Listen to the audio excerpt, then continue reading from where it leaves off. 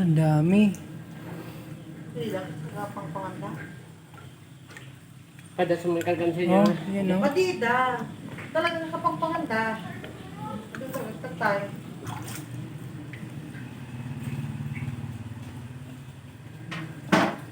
Ayun o.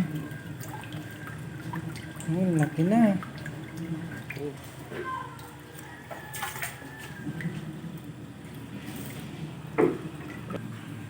Yan o, daming hito o.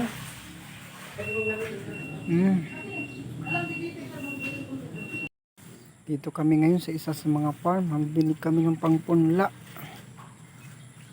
So ayan o, daming mga malaki ng tilapia o. Oh, ang laki nitong kispan na to o. Ayan o, lalaki na, lalapad o. Ayan, dami. Oh. So, bili kami ng punlang tilapia saka hito para pangpunla sa bukid. So, ito nakabili na kami pangpunla. So, itong plastic kailangan daw kong lagyan ng medical oxygen para mabuhay sila ng 8 to 10 hours muna sa plastic. So ito, dalawang plastic ito, dami.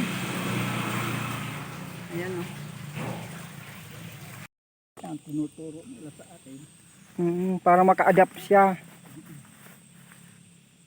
Lagay muna siya dyan mga 1 minuto.